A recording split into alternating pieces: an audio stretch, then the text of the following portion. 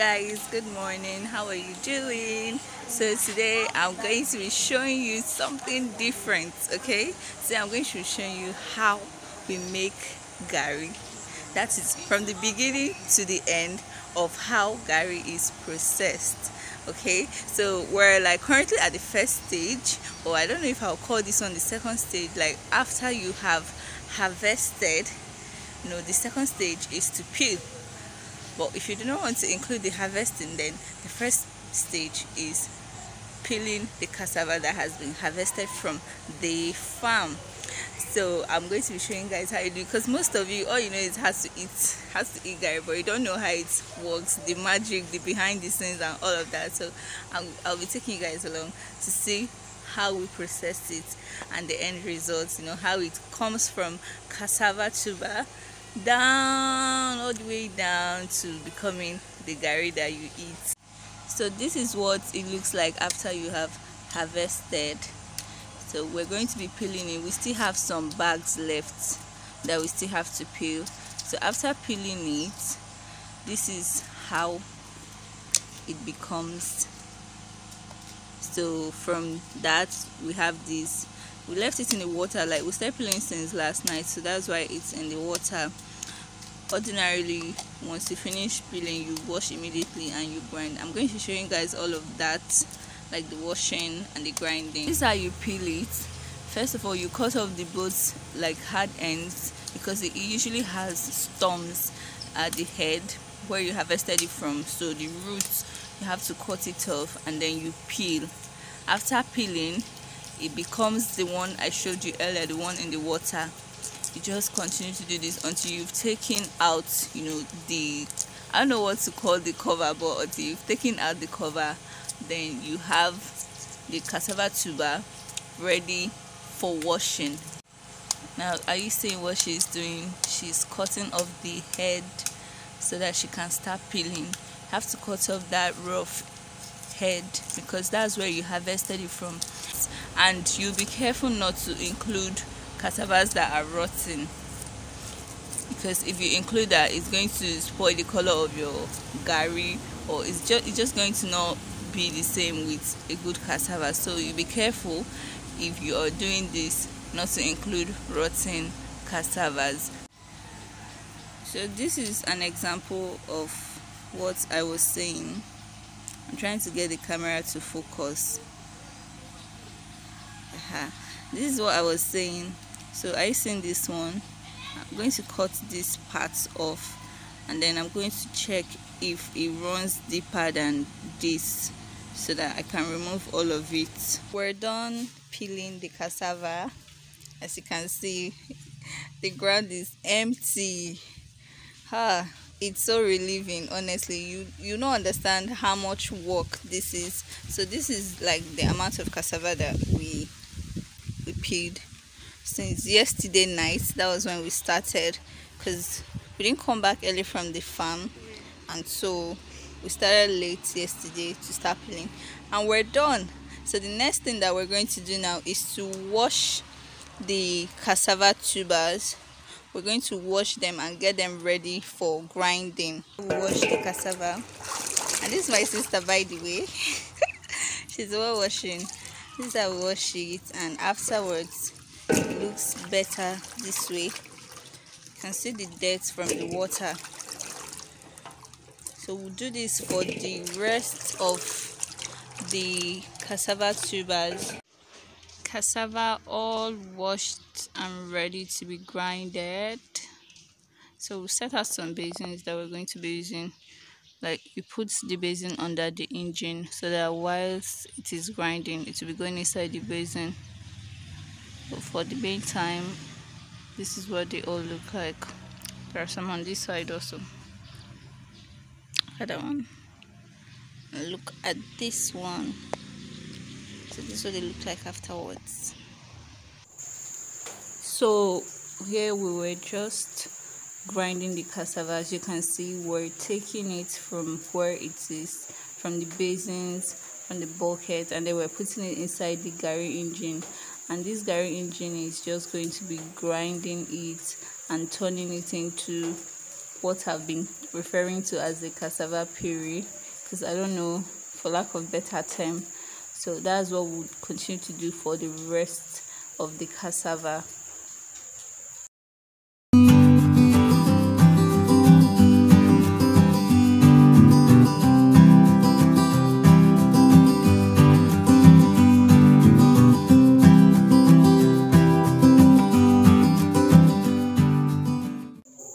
This is the Garri grinder, the engine. We put the cassava tubers into the engine, and the engine man presses it against the grinder, and it gives us this cassava puree that we are seeing.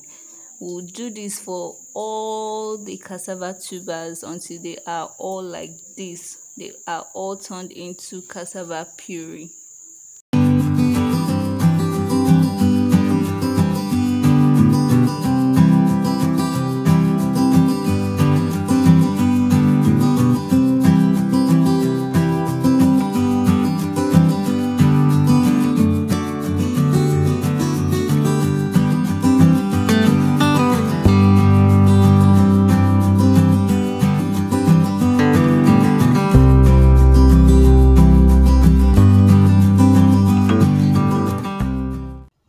What we're doing here is that we're bringing out the grinded cassava from the basin that is under the engine. This is because the basin is full, and if we leave it there's going to be an overspill, like it's going to spill to the ground. So we're making room for more cassava to go into the basin. We're just removing the ones that have already been grinded and putting it into another basin. Just finished with the grinding, and we have the, I don't know if I'll call it cassava puree or whatever, but the grinded cassava now. We have it ready to be bagged and drained. Like, we're going to really dry it, and you're going to see what they look like. This is what it looks like after grinding. This is what it looks like afterwards. All of these now will go into the bags that you'll be seeing. We're going to be tying them in the bag. So you can see those plenty cassava tubers that were many here that we finished peeling. This is just all it brings out. Sometimes if we harvest more, we usually get a larger quantity, but this now I can't very much speculate how many basins of Garri will be coming out of this, but say about two basins or thereabouts may be coming out of this. We're currently getting ready to start bagging the Garri. These are the bags we're going to be putting them in. We're going to be tying them inside these bags, and these irons that you see here will be used to press the Garri bags down so that they can dry. So as you can see, what I'm doing here is that I'm putting the grinded cassava into the bag. Now these bags have like very open spaces so that water can drain from them. If you use bags that are very tight, like rice bags, those ones that still have the nylon covering the holes, the tiny holes in them, then the water will not drain fast. But these ones, we bought them from the market like this.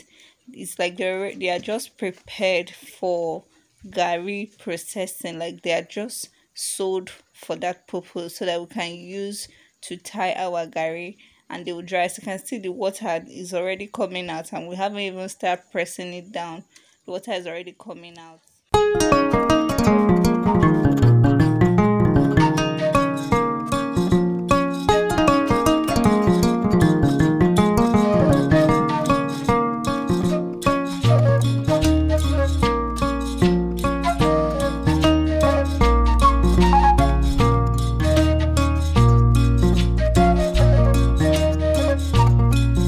So this bag is full, and before we move to the next bag, we're going to be tying the mouth of this one.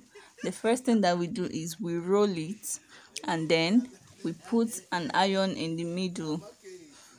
Then we're going to use the iron to twist the mouth of the bag. This will make water to press it down a little bit more and remove more water from it. It's all part of the process of trying to drain the garri of too much water, of all the water in it. We just keep rolling it until it's a little bit tight, and then we're going to lie the garri back down. We're going to lie it down, and then we're going to start pressing the iron against it. As you can see, we're trying to lay the garri back down and it's really heavy. See me struggling with it. I wasn't even understanding what direction they were asking me to go because it was so heavy, but we got it down. And then the next step is to place the other cover of the iron on top of it, and then we start rolling it down.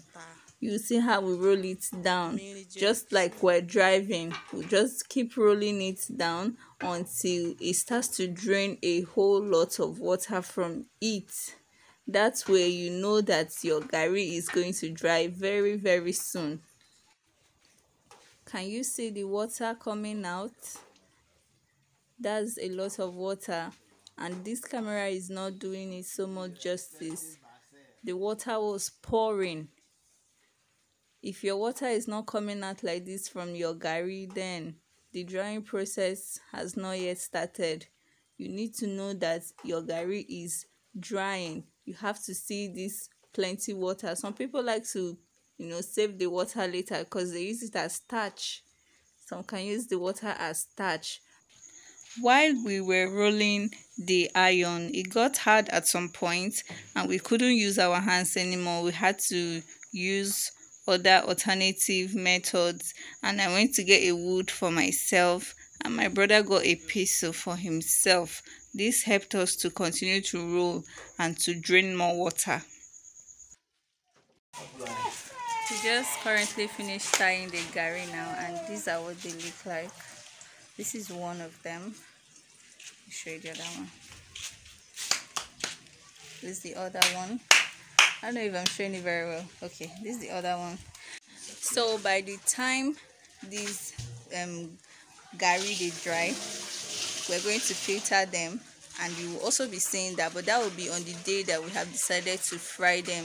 So you're going to be seeing that also. So sometimes we leave them for, like, if we're too lazy to fry immediately, we can leave them for a week, but sometimes we leave for 2 days, 3 days. Some people even like tie today and fry tomorrow, because it depends on how often you go to tie your garri so that it will dry. So you can tie it today and fry it like tomorrow. The actual work is in the frying. That's the peeling and the frying. Those are like the actual work when it comes to garri processing. Oh, of course, harvesting. My sister just reminded me about harvesting. Harvesting is like the most tedious.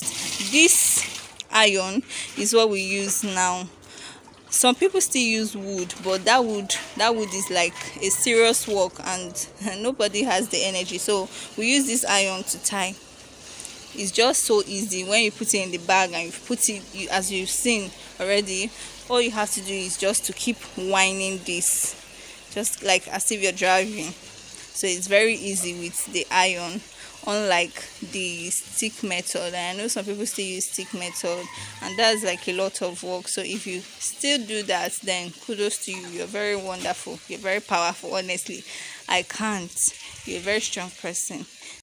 Hello guys, so it's the next day and this is what garri looks like. It's dry now, and so the next thing that we're going to do now is to filter it. This is what we use to filter. When you filter it, you bring out the chaff, and this is what it will end up looking like. This is now the garri you will fry when you start frying. This is how we filter it. Take from here and put it here.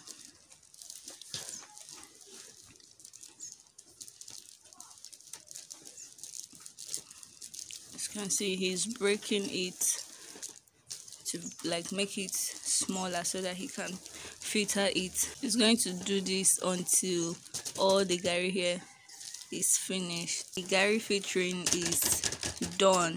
Now this is the chaff that I told you. Can you see what it looks like? This is what it looks like. So you throw this away, don't include it. Throw away the chaff.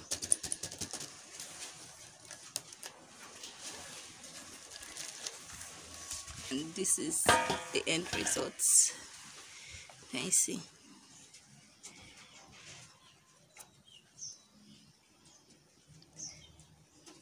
We'll continue to do this for the rest of the garri until we are done filtering, and then we'll move on to the frying.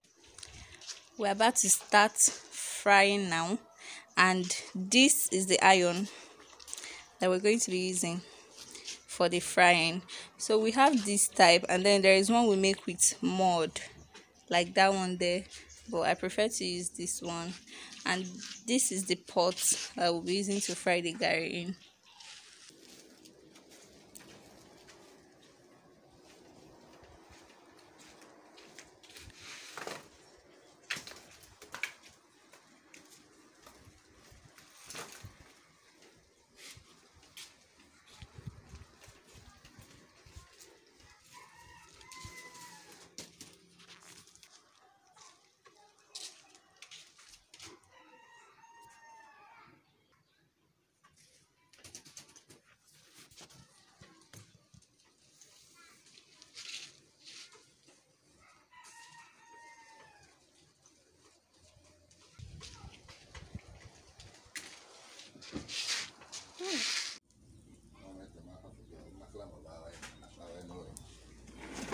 I just started frying, and I took from the filtered garri. I've put it inside the hot pot.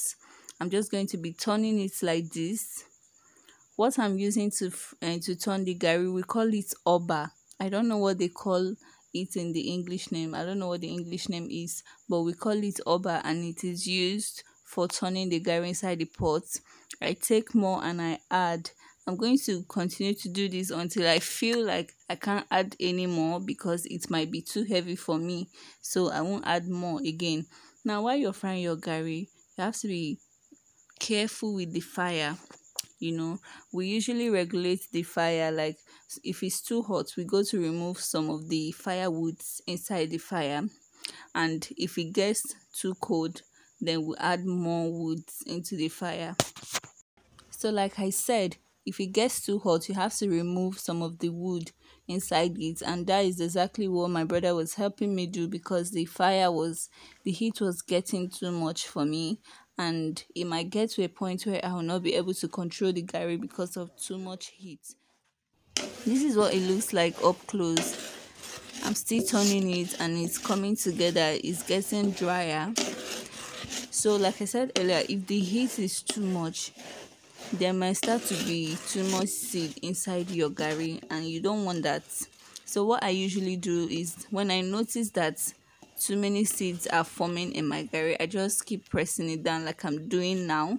I just keep pressing it down. I keep pieces in it so that the seeds will reduce considerably, and you see the perfect garri that you use to make your eba, the perfect garri that you use for drinking. I'll continue to turn it like this until I know it is ready to be brought down, to be removed from the pot. What I'm using to turn my garri is called oba in my language. It is called oba in Ikwere language. I don't know what it is called in English language or in any other language, but we call it oba, and I don't know what better way to describe it for you. Can you see how far our garri has come? So right now I'm just going to check to know if the garri is ready to be brought down. And how I know this is that it's now drier than before. As you saw from when I started frying it, this was not how it looked like. So this obviously tells me that my garri is dry and ready to be brought down. So I take it off the fire, and with this, your garri is ready for consumption. Anyhow you want to prepare it, so that you want to make eba or you want to drink it. And this, my dear, is the quere garri for you. Very sweet and ready for consumption.